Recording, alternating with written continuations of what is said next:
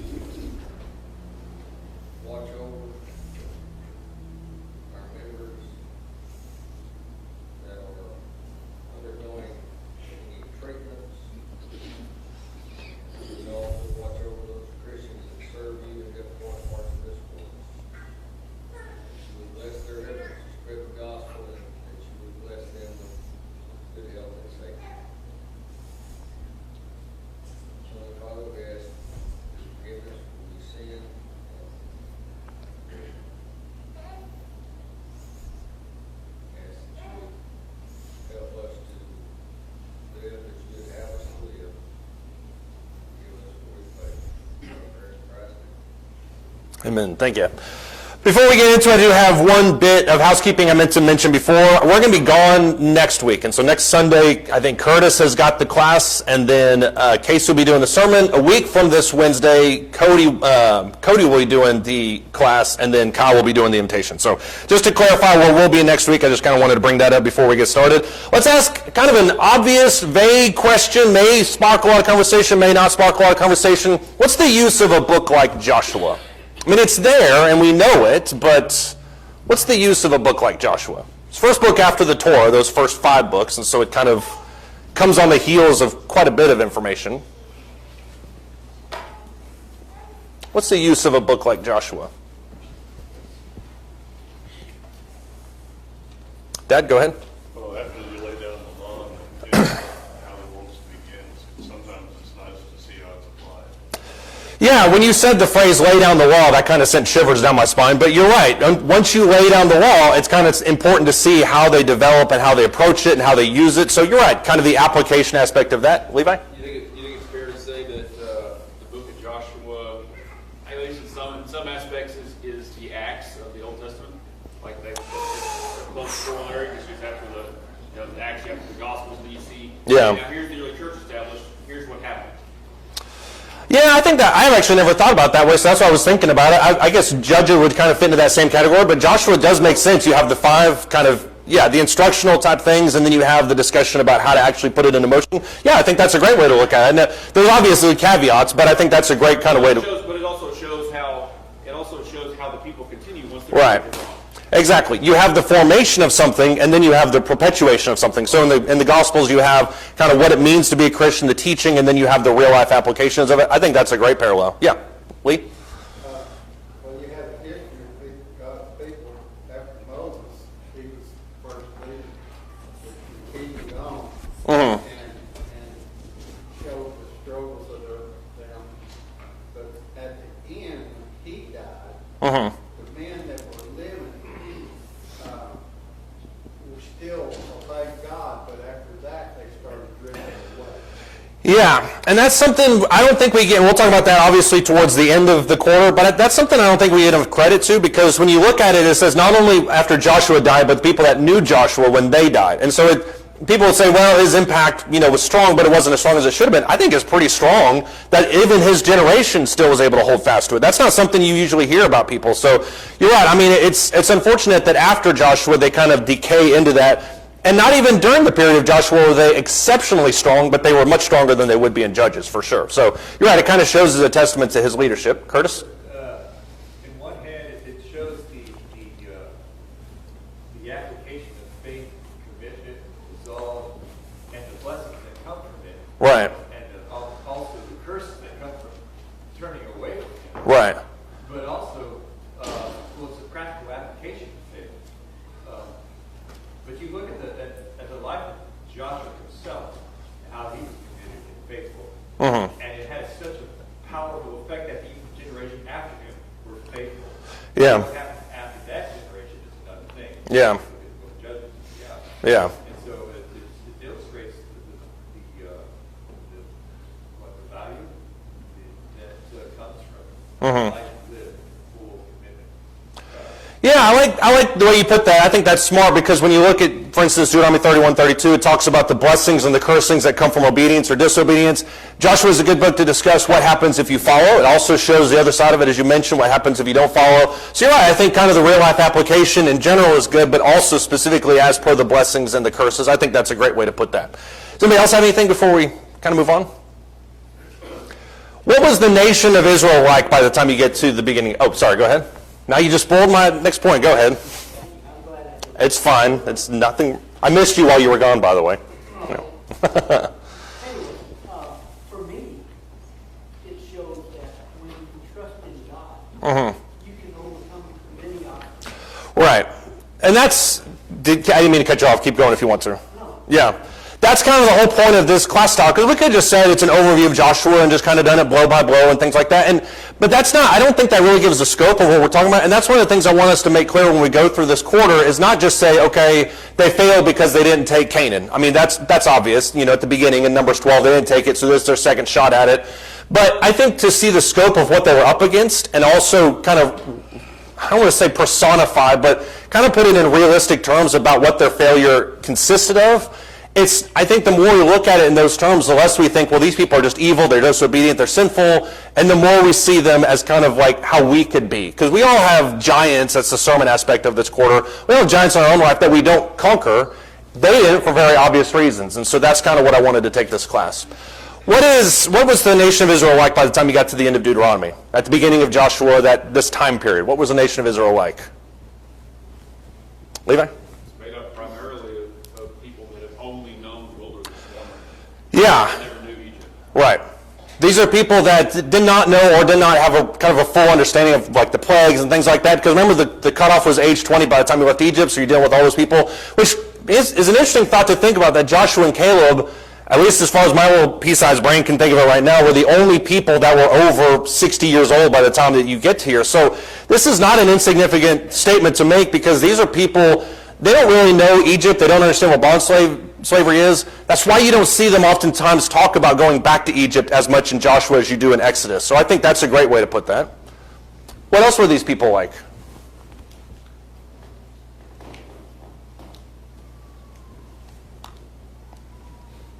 I think ragtag is probably a good way to put this. This was not a group of people that were really, I think, unified in terms of a national identity. They were still kind of consisted of tribes.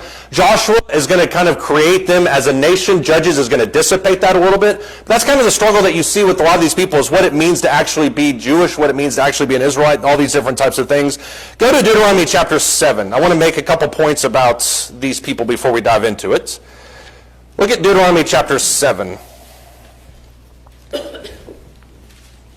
Deuteronomy chapter 7, starting in verse 6. He says, for you are, and this is Moses, Deuteronomy is Moses' last sermon to these people, so it's kind of his last time to say anything he wants to say to these people. Verse 6, he says, you're a holy people to the Lord your God. The Lord your God has chosen you to be a people for his own possession out of all the peoples who are on the face of the earth. That should make them feel special in a lot of ways. Verse 7, the Lord did not set his love on you, nor choose you because you were more in number than any of the peoples. For you were the fewest of all the peoples. But because the Lord loved you and kept the oath which he swore to your forefathers, the Lord brought you out by a mighty hand and redeemed you from the house of slavery, from the hand of Pharaoh king of Egypt. Know therefore that the Lord your God, he is God, the faithful God, who keeps his covenant and his loving kindness to 1,000th generation with those who love him and keep his commandments, but repays those who hate him to their faces to destroy them. He will not delay with him who hates him. He will repay him to his face. This is one of the things that's made clear when you kind of move into Joshua, is that this people is a holy people. What does it mean when he says that they are a holy people? Go ahead. They're set apart. They're set apart for God's own possession. Yeah. Yeah, they're set apart for God's own purpose, which that's a statement. You can talk about the saints, you can talk about anybody that's sanctified, I think, in those same kind of lenses. What in the context, though, what does he mean when he says you're a holy people? How does he qualify that statement? He says it in verse 6, 7 through 10, he kind of builds on that notion of what it means to be a holy people. They're set apart for a purpose, but they're chosen for that purpose. That's true. What kind of qualifiers does he put on it, though? Well, they weren't the most numerous people, they were the least. Yeah, they weren't the most handsome. They weren't the most numerous. They weren't the strongest. So why did he choose them?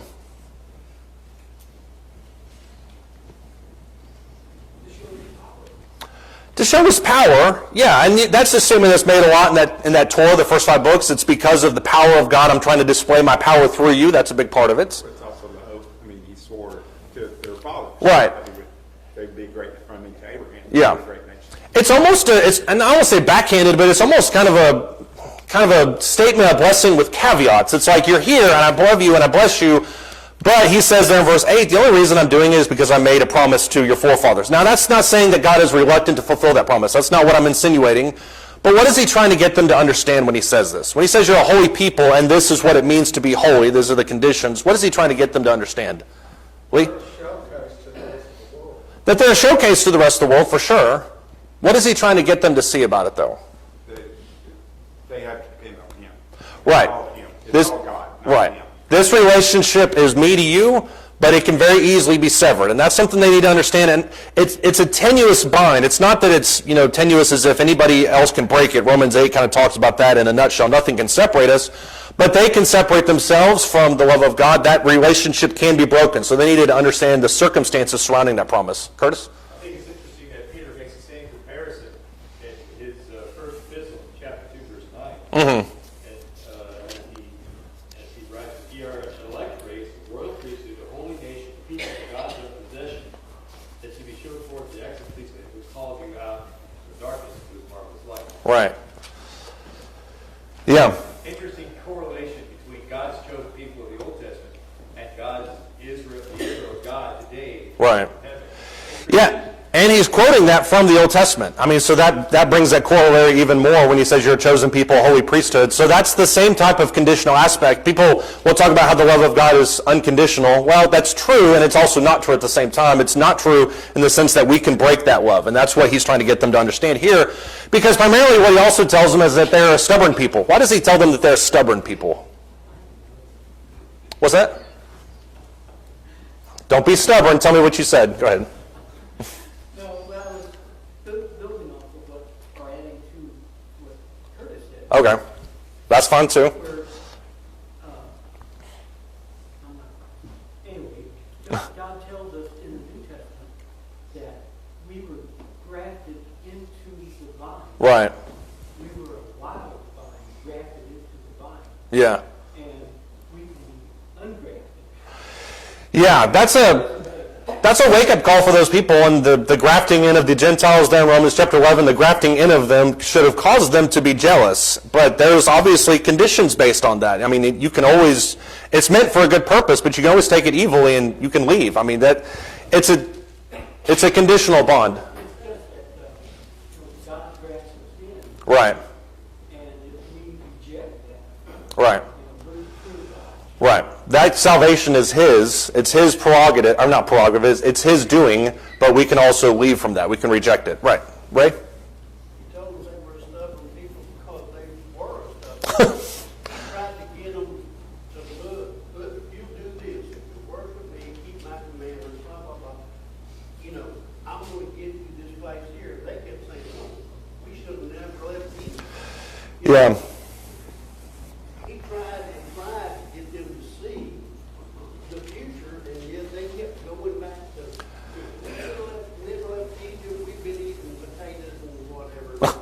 cucumbers. It's always about the cucumbers. Yeah. I don't eat cucumbers, so I couldn't do it. Well, maybe you haven't had an Egyptian cucumber. I don't know. Yeah. Yeah, I mean, Moses says at least twice in the book of Deuteronomy, maybe 3 times, he talks about how you're stubborn. He also uses the word obstinate. He usually uses them in conjunction with each other. So the idea that you're a stubborn and an obstinate people, it has the idea of an ox. I'm trying to pull you. I'm trying to take you. I'm trying to lead you. You're kicking back against that every chance you get. And the drive to go back to Egypt was misguided at best, and it was sinful at worst. And it manifests itself in various rebellions that you see in the book of Numbers. So you're right. I mean, he's exactly right when he says that they're stubborn people. He doesn't stop at stubborn, by the way. He also tells them they're an arrogant people. Why does he tell them this? And obviously, Ray's exactly right, because they are. But what's the utility in telling them that you're a stubborn and obstinate people? Those of you with kids probably know this better than anybody else. Go ahead.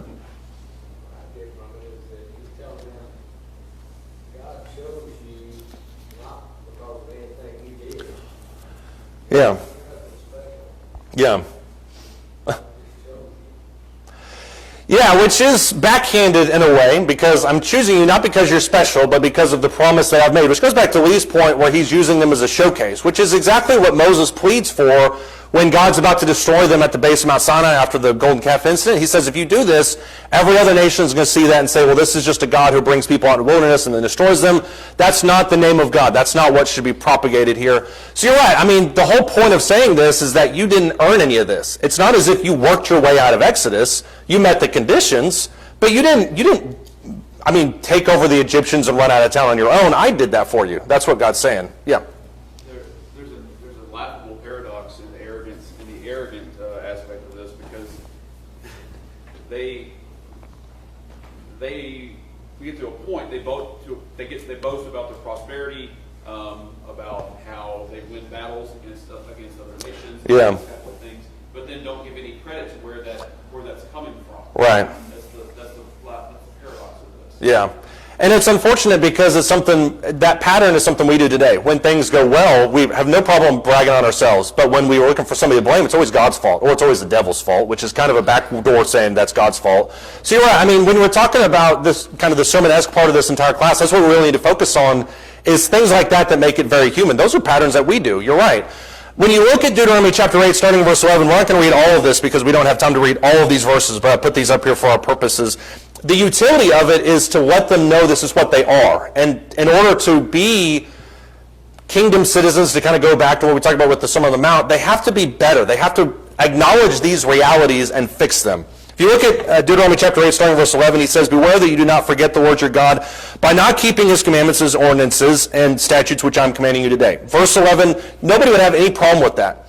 The question is, or I think the argument for us is, how would somebody forget to keep the statutes? You've seen what he's already done. You know what he's capable of. So why would you forget the statutes? Well, it's verse 12. Otherwise, when you have eaten and are satisfied, you've built good houses, and you've lived in them, and when your herds and your flocks multiply, and your silver and gold multiply, and all that you have multiplies, then your heart, verse 14, will become proud, and you will forget the Lord your God, who brought you out of the land of Egypt, out of the house of slavery. He's the one, verses 15 down to verse 20, he's the one that did all these types of things. What is it about prosperity that makes us forget about God, to Levi's point a second ago? What is it about prosperity that makes us arrogant about ourselves? We've achieved this in our career. We've achieved this from a personal, financial standpoint, whatever it may be, fill in the blank. What is it about achievement and prosperity that makes us forget God? They don't think they need God.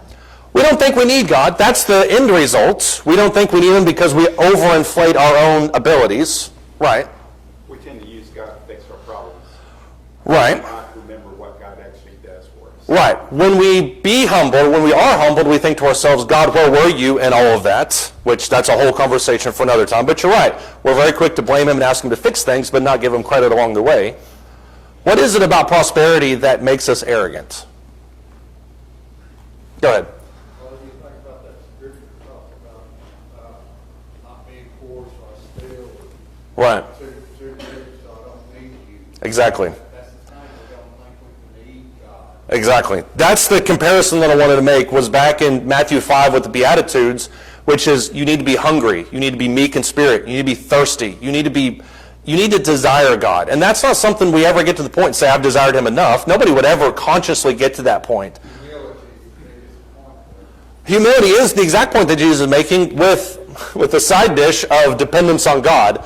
And that's something we don't oftentimes do because we overinflate our own opinions. And that's, I think, the danger that these people are going to get into. They begin to think that they're the ones that accomplish this when in reality it's God that does it. Yeah. Prosperity satisfies our immediate needs and fleshly desires. Right. The things that we're surrounded with daily. And again, the whole aspect of a major portion of us being temporal beings. Right. It's really easy to lose focus on the long term. Yeah. And to focus on, well, I'm sitting fat and happy right now. I'm doing this is the farmers that had too many crops and built Right. farms and built bigger.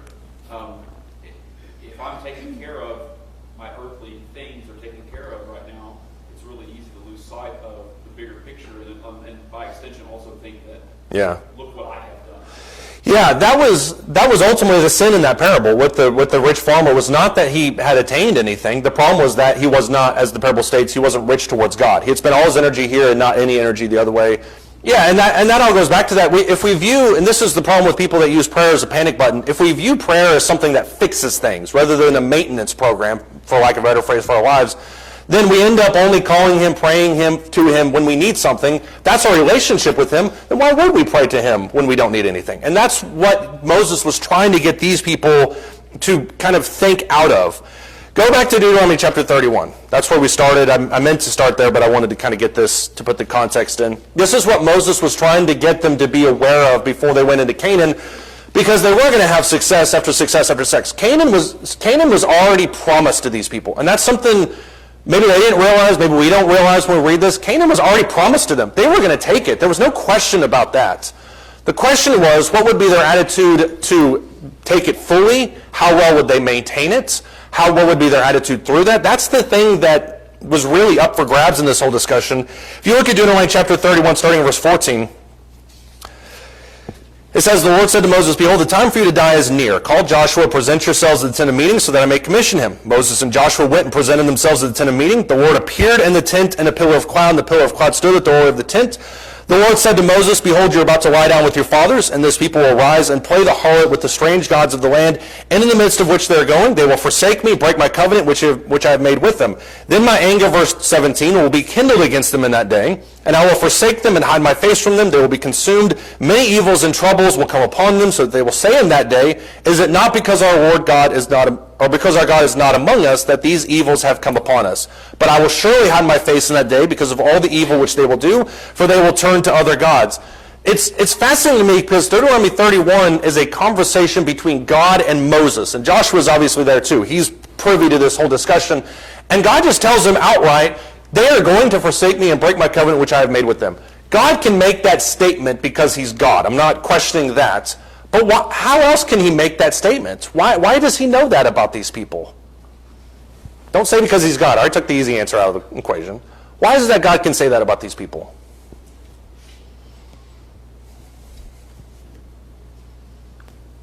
You only have to look back 40 years to see him do it. Yeah. Over the last 40 years to see him doing it time and time again. Right. Nothing has changed in these people. I mean, the last 40 years of history tells Moses, and Moses doesn't even argue about this, and this is not the best parting message for Moses if we're thinking about Daniel, what we just got done with on Wednesday nights. As Daniel's fading off into his life, he wants to be assured of the future of Israel.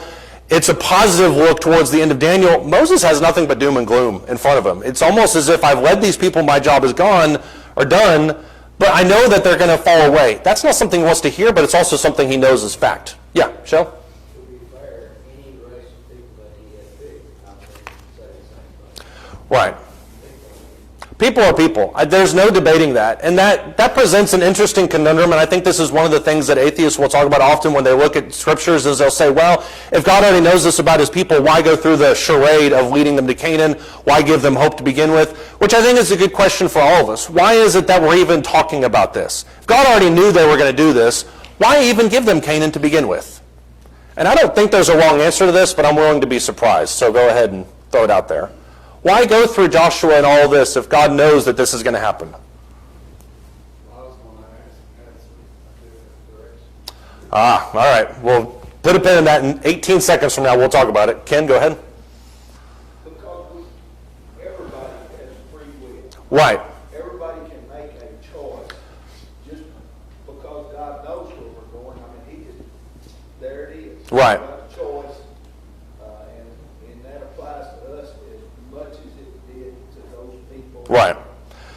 there's two things that I think you hit on there. One of them you did mention. One of them I wasn't sure if this is where you're going, but it's where I'm going to go with it. Number one is that everybody has the ability to have free will. Just because God said it here that they're going to do this doesn't lock it in place that they have to do it. He knows they're going to do it. That doesn't mean that they have to do it. They've chosen to do these types of things. It's the exact same scenario. Anybody with kids knows what's going to happen if you give a certain kid a certain thing at a certain time of day. You know what the end result is going to be. On a much grander scale, that's obviously where God's at. But the second aspect I think is true too, and this is something we need to think about with Joshua from this perspective, is that even though he's talking about this as the group as a whole, individuals can still hold fast to God. And that's why when you look at Joshua, for instance, Joshua 14 through Joshua 20, one big genealogy, land inheritance, name after name after name after name, as a group, they will fail. But as individuals, what can they do? Exactly. And that's when you look at, especially the minor prophets, that's what the minor prophets are angling towards. Turn to me. Would it be great if the entire nation did it? Yeah. But is it going to happen? Probably not. But you as an individual, me as an individual, can turn to God. And that's what I think is the power of this whole section. Levi? The section of Scripture in the New Testament that we call the Hall of Faith, it's not a listing of the nation of Israel. It's not even a listing of individual tribes within that nation that were good. It's individual people that are plucked out of those historical stories to say, look what this person did in the face of adversity. Look what this person did. And that showcased their faith. It's again back to the free will aspect. This church building is not going to be saved because you occupy space in here. It's on an individual basis. Right. Yeah. When you look at the Book of Life in Revelation or Malachi, when it talks about the Book of Life, it's not Hillside Church of Christ. It's Levi. It's Brady. It's all these names inside of that. And that's why I think we need to put that emphasis where it belongs. Is not on. I mean, there needs to be an emphasis on what we're doing as a group. Don't get me wrong. But I am responsible for making sure I am faithful towards God, just as all of these people were too. John? Well, I believe it's Elijah after he cured those prophets, false prophets, and he runs away because the queen said, "I'm going to kill you." Yeah. And so he runs off, and he's feeling so sorry for himself. And God said, he tells God, "I'm the only one that's still faithful." Yeah. God says, "No, you're not." Yeah. He says, "I still have 7,000 enemies. You have not participated." Yeah. Show me a more encouraging passage than that in 1 Kings 19. And that's what we're going to talk about. This whole idea of individuals is on my mind because of what we're going to be talking about Wednesday nights with the idea of the lukewarm servant. These pockets of discouragement, pockets of disobedience from otherwise obedient and encouraging people, there's a reason why they felt that way. And that's Elijah's going to be one of the characters that we talk about. And so I want to kind of look at that too. Lee, you had your hand up 18 and a half seconds ago. See what Scripture is in Ephesians or Philippians. Right. Work out your own salvation. Yeah. That is our responsibility. Yeah, I think that's in Philippians, but you're exactly right. Work out your own salvation with fear and trembling. I mean, I'm sitting here inside a Hillside, but on Judgment Day, it's going to be me. And I'm responsible for standing and answering for my own things. And that's both good and bad. Sometimes I'd like to ride off other people's coattails. Sometimes I'm glad I'm not riding off other people's coattails. So you're right. If you look at Deuteronomy chapter 32, all of the things that God says in Deuteronomy 31, this is going to happen, this is going to happen, the point of it is, at least contextually speaking, is to give them a witness against these people. So when they say later, where were you, God, and when this all happened, why have you left us? It's because you've done this. That's really the sole purpose of these last several chapters of the book of Deuteronomy. And Deuteronomy 32 is the song, if you look at the end of chapter 31, it's the song that he wants to teach them. And so this would be a great study in itself. It'd be a great afternoon read for you just to read Deuteronomy chapter 32 because it's a song that they were supposed to memorize. But it essentially talks about the future. It talks about what God has done for them. In verse 4, it says, "The rock, his work is perfect, for all his ways are just, a God of faithfulness, and without injustice, righteous and upright as he." That's who God is. That's who God is. Now God has demonstrated himself to be. In verse 5, they, talking about the children of Israel, they have acted corruptly towards him. They're not his children because of their defect, but they're a perverse and crooked generation. Verse 6, "Do you thus repay the Lord, O foolish and unwise people? Is not he your father who has bought you? He has made you and he has established you." So the point of these verses is to say, God is this way, you've been this way, and this is how the relationship is manifesting. This is what I've told you was going to happen. That's the whole point of it, being a witness back to him. And that's why it's important to kind of see it from this. Moses' life is essentially over at this point. If you look in Deuteronomy 32, 1 through 43, that's the big song of Moses. Moses dies later that day on Mount Nebo. And so his life is essentially over. And then who enters the scene from this point forward? Who's the head honcho, if you will? I don't know if that's the right phrase to use, but who's the man in charge? Joshua. What do we know about Joshua? It's interesting that you have this chain of succession. In Scripture, you rarely see 3 plus. You see 1 to 2, Elijah to Elisha, Moses to Joshua.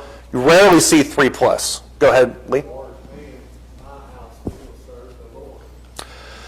That is, Joshua 24:14. As for me and my house, we will serve the Lord. Yeah. He's one of the 2 spies that came back with a positive report from the land that came when they were there 4 years prior. Right. And that by itself speaks volumes about the type of person he is. I wish, and I hope we have during this quarter enough time periodically to talk about Caleb. So I think Caleb is a fantastic figure in the book of Joshua. But for those 2 guys to stand up against the other 10 and a couple million people and say we can take it, that's a lot of guts on their part. Let me ask you this. What one word comes to mind when you think of Joshua? Faith? That's a good one. You can qualify it if you want to. I know I'm putting you on the spot. Well, that's the whole reason he and Caleb brought back the positive report, Right. because they trusted in God. Right. They weren't just going by what they saw. Yeah. If they're going off what they saw, then obviously nobody needs to take it. But the only reason they believed they could, which they freely acknowledge there in Numbers 12, they freely acknowledge the dangers, but they say with God we can take it. So that's the only reason anybody's even talking about it. Faithful, you're right. What's the difference between that and what John said? Which you're right, and I do agree with you that faithful is a great word for it, but how do you qualify that? Yeah, he never really wavers. He never really wavers at any point, and I think that says quite a bit about him. Same for Caleb. He's always faithful. He's full of faith. What other word would you come up with for him? Just another way to say the same thing, steadfast. Steadfast, consistent, yeah. Never changes. That's not to say that he isn't human, because he is distinctly human. What other word can you think of when you think of Joshua? Courageous. It's interesting that 3 times in Joshua 1 and also in the end of Deuteronomy, God tells Joshua, be strong and of good courage. The only reason he would say it that much is if the temptation is to not be of strong and of good courage. So you're right on that.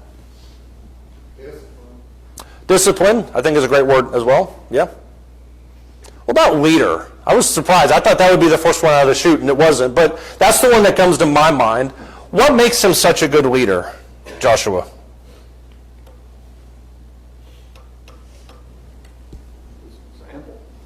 His example of steadfastness, of faithfulness, yeah. What else makes him a good leader? He knows what he believes and he doesn't let others sway.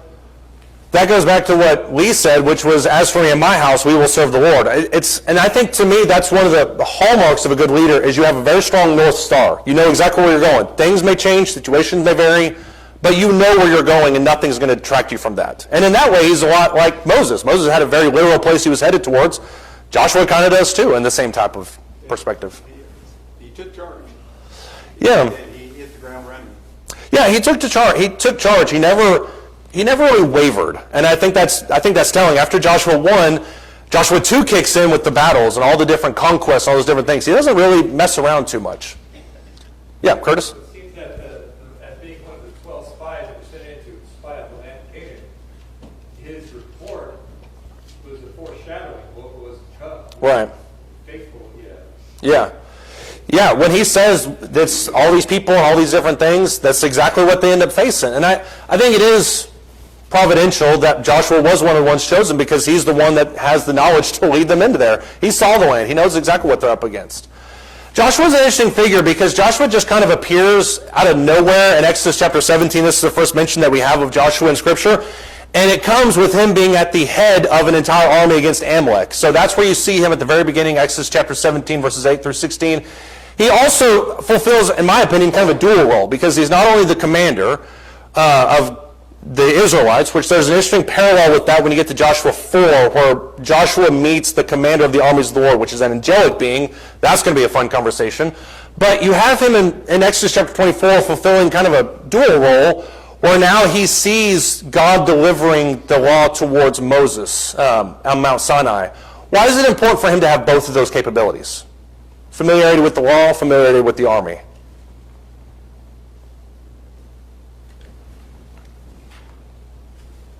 Because he's not going to be the one like Moses that sits above everybody. That's not Joshua's job. The Levites and the lineage of Aaron is in charge of that. Why is it important for him to see both sides of this? Because he knows that the military victories that are going to come are not dependent upon their military strength. Exactly. Dependent on their obedience and faith. Right. Do you need good tactics? Yes. Do you need to have good leadership and good soldier discipline? Absolutely. But the victories are not going to come via this amazing strategy that he concocts in his tent 10 minutes before the battle. They're going to come as long as he can keep people pointed towards God. So I think that's the right answer. The great way to put that is he needs to have both of those because that's where the strength comes from. He also stands guard at the tent of meeting. This is kind of a nominal statement about him. It shows his loyalty to Moses in Exodus chapter 33. It also shows his resiliency towards the people who are coming up against him. So it's kind of an interesting story there in Exodus chapter 33. But you also have him being rebuked by Moses. Look in Numbers chapter 11. And this is a very similar story like what happens with Peter when Peter is rebuked by Jesus in the garden. It's kind of the same type of feel to it.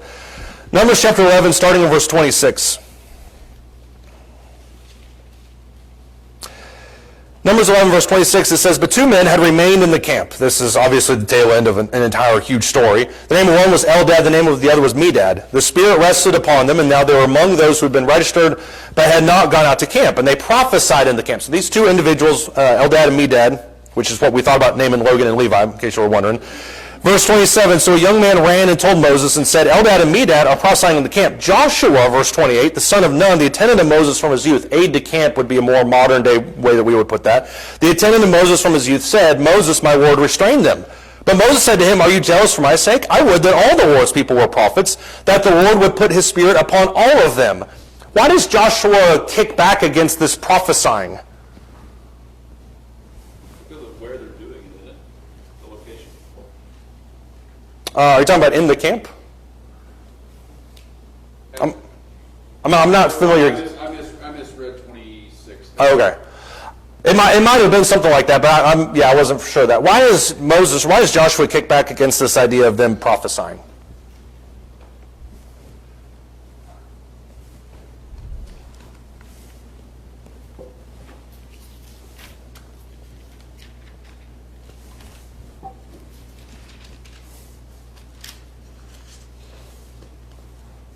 Oh, sorry, Curtis, I didn't see there. Perhaps he saw it as an encroachment upon the glory and authority of Moses.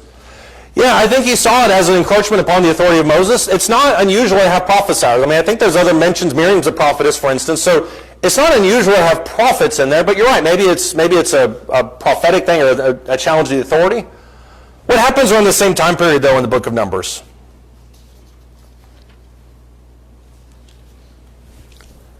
Nadab and Abihu was right around the same time period.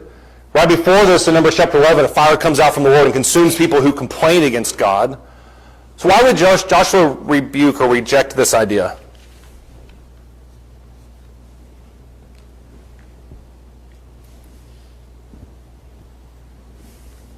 What could he be concerned about?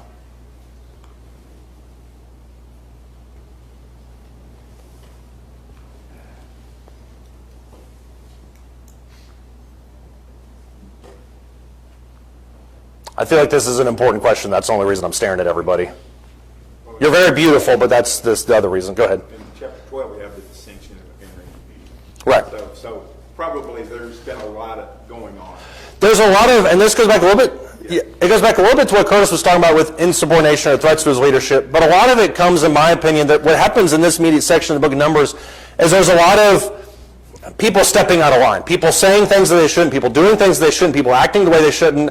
And so when you have these two people who, by no understanding of ours, are people who should be prophesying, are prophesying, Joshua sees that not only as a threat to Moses' power, but also sees it possibly as them stepping out of line, which is his focus on the literal and the definitive version of the law as opposed to what it really means. And that's how I think you have this friction between him and Moses. How does Moses respond, though?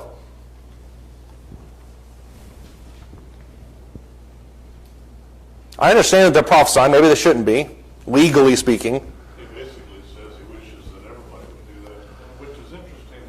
just before this, the Spirit's come down on 70 men. Mhm. They prophesy, but they don't continue to do that. But these two gentlemen, I don't know if the Spirit came to them or not, or they're part of the 70 men, but they're prophesying, like you say. Mhm. They're doing, there's some concern about where did they get the right to do this sort of stuff. Right. But Moses, or Joshua basically says, I wish everybody prophesy. Yeah, to me, I think it goes back, and what you mentioned there, I think is good too. To me, it goes back to the very notion of what it means to be, what it means to be a leader, what it means to show a spiritual leadership. Because if you look at what he says there specifically, and I think in verse 28, he says that Moses says, "You jealous for my sake." So wherever these people got these gifts from, obviously fell upon all these people. Should they still be prophesying? I don't know. But Moses' response to it is, I wish that everybody would do this. And what that shows is that Moses isn't as concerned with his physical leadership position, his authoritarian role, as maybe Joshua would have been. And I think this is an important lesson for Joshua to understand, because even though he's the one in charge, the reality is that everybody needs to be pushing towards God. God's the one in charge, not Moses. God's the one in charge, not Joshua. Doesn't matter why these people are prophesying. Let them prophesy. That's what we're after. It's kind of like when we're all told to go out and teach the world. Does that mean it's only up to the preachers to do this? Or is Yes. every one of us? It is. I mean, it's every person is an evangelist, and you're right. I mean, we do ourselves a disservice when we put that off on anybody else, no matter who it may be. Yeah. One plants the seed, one waters, but God calls them to grow. Right. It would be awesome, Moses is thinking, if everybody could do this, because you have this kind of filtration as you're talking about. You have these seeds being planted. It's kind of distilling through the people. Everybody's growing as a result. It doesn't matter if it comes from Moses, comes from Joshua. It doesn't matter. Just let the people grow towards God. Not in an unauthorized way, but let them grow towards God. That, to me, is the emphasis here in that section. And then, of course, the last one, this is the one that everybody knows about the most. He's one of the 12 spies there in Numbers chapter 13. I think it's interesting, this last of this is kind of just some basic information for our understanding of kind of putting it in the timeline. It's interesting to me to see the timeline of Joshua's life in conjunction with the Exodus and with Canaan and with all these different things. Joshua's age when he leaves Moses is 40 years old. You see that from Deuteronomy chapter 2 and verse 14. These are very definitive markers in the life of Joshua. There's no question as to how old he is. When they actually get to Canaan the second time, not the first time, he's 78. You know that because Joshua chapter 14 verse 10 talks about himself being 38 years up to this point. So it's 40 years roughly that they're wandering in the wilderness. By the time they actually conquer the land, in that same verse, he's 85 years old, which means the whole conquest of Canaan took how long?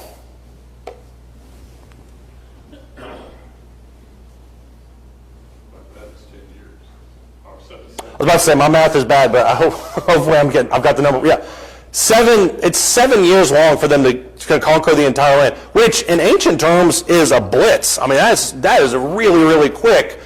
Do they actually take the whole land, though? No. Why do they not take the whole land? That's a question we'll ask several times this quarter, but why do they not take the land? In the valley of Jezreel, they were not able to defeat the occupants of that land because they didn't follow God at that time, did they? Yeah, I think it's either at the end of Joshua or Judges 1, it says they didn't follow God, so that's part of it. In that same section, I think it talks about how they couldn't take apart because there were chariots, which chariots didn't stop God in Egypt. I don't know why they're stopping God now, but that's, obviously we'll talk about that more later. Levi? The nations within Canaan assimilate. So- They bow the knee to the Israelites. And so instead of destroying them, they allowed them to live. They- Even though it was against God's will. They did. It was and we'll talk about this more when we get into it, but you're right. There was two conditions they gave to those people within a certain geometric radius outside of Canaan. The people on the fringes, they gave the opportunity to either become servants and assimilate into Israel, or they would annihilate them completely. Some of them did, most of them didn't, but you're right. The people in Canaan proper weren't given that option. They were just annihilated. So that is part of it, but even at that, those people would have been assimilated into that. So you still had the nation controlled by them.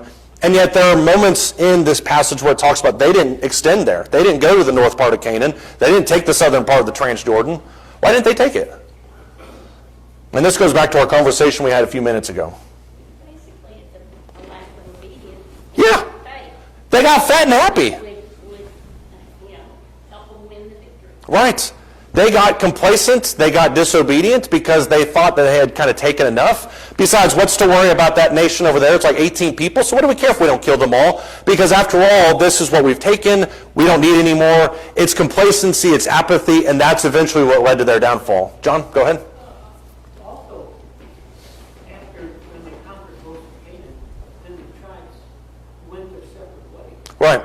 You know, so like Dan was supposed to go and conquer one part, Yeah. and they couldn't do it because they didn't have enough strength, Yeah. and they went someplace else. Yeah, they did. They chose not to, and then they kind of were looking for a place to call their own. Yeah, it's awkward in that way. Levi? You get a small preview of this larger scale, I guess, failing, don't you? Whenever the two of the tribes decide that they're going to settle on, what would that be, the west side of the Jordan? Yeah, the eastern side. Yeah. They were initially rebuked, but then they're like, no, we'll still go fight with you. Yeah. But we're going to stay over here. So you get like a little microcosm of this bigger scenario. Yeah. And they're like, well, this land's pretty good on this side of the Jordan. We're going to stay here. Yeah.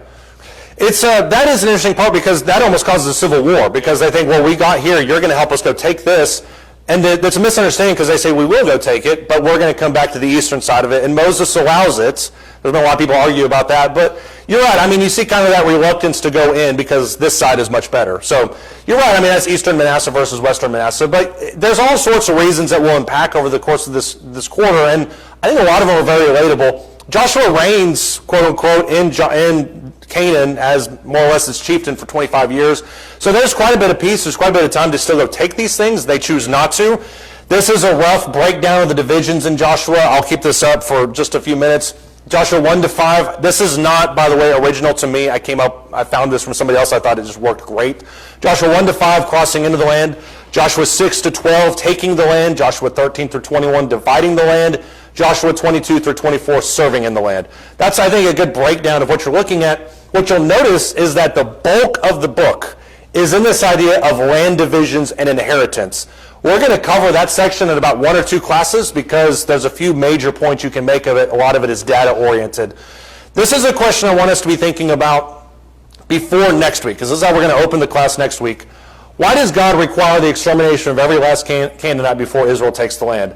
I am fully comfortable with next week being just one massive implosion of anger and yelling and arguments. I understand it won't happen.